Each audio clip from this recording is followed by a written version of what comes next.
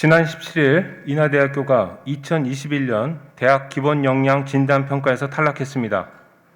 인하대 재학생과 동문은 물론 인천 시민 모두가 큰 충격을 받았습니다. 인하대의 주장대로 교육부 평가 자체에 문제가 있었던 것인지 아니면 인하대의 역량이 평소 우리의 기대에 못 미친 것인지 혼란스럽습니다.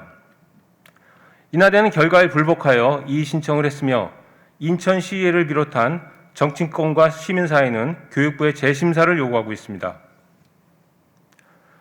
이번 진단평가에서 똑같이 탈락한 서울의 성신여대가 있습니다. 그런데 서울 시민들이 인천처럼 성신여대의 탈락에 분노하고 있을까요? 아마 성신여대가 아니라 연세대, 고려대가 탈락했더라도 대부분의 서울 시민들은 그것은 대학의 문제이지 서울시와 서울시민이 나설 문제는 아니라고 생각할 것입니다. 그럼 왜 인천은 인하대 문제를 인천의 문제로 생각하고 있는 걸까요? 저는 이것을 인천이 가지고 있는 지역성의 반응이라고 생각합니다.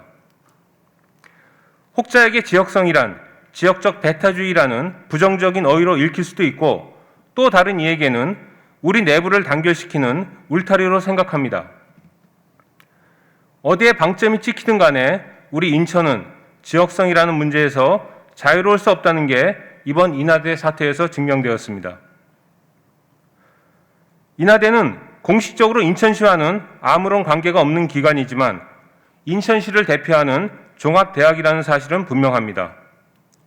그러나 최근 수년간 인하대는 인천에서 찬밥 신세를 면치 못하고 있습니다.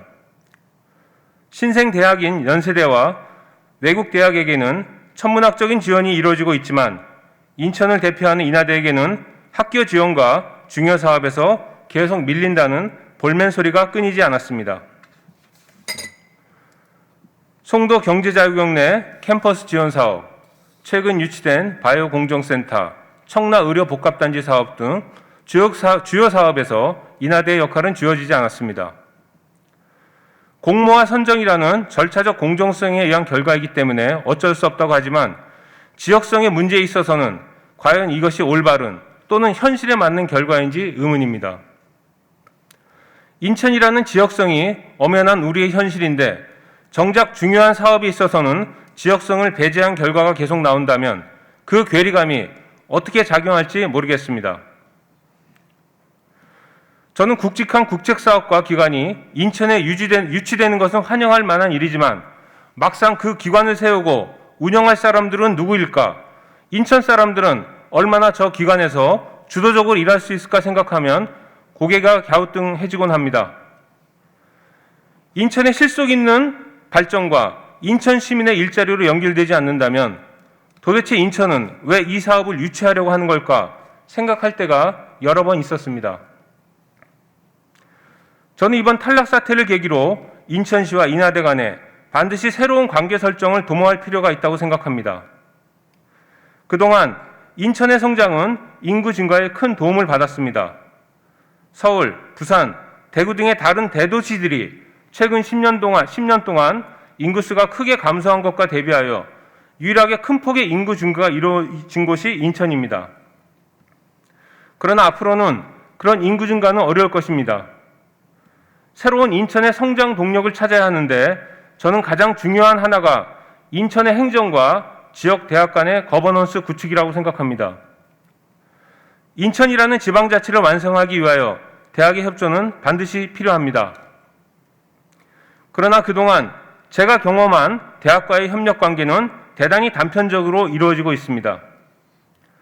인하대는 자기가 아쉬울 때만 인천시를 찾아왔습니다. 지역과 결합하는 모습은 개인 역량과 네트워크에 의존할 뿐 인천을 대학하는 지역 대학으로서의 노력은 많이 부족했다고 생각합니다. 인천시도 지역 거점 대학을 존중하는 모습이 부족했습니다. 평소 대학이 무엇을 하는지 또 무엇을 하려고 하는지 알아보는 데 관심이 없습니다. 지역 역량을 모아도 모자랄 판에 서로에 대해 너무 무관심했습니다. 이 신청의 결과가 어찌 나오던 이번 사태를 통해 인하대가 인천의 거점 대학으로서 어떤 역할을 해야 되는지 또 대학과 시정부가 어떤 협력 관계를 가져야 하는지 고민하는 계기가 되기를 희망합니다. 경청해 주셔서 감사합니다.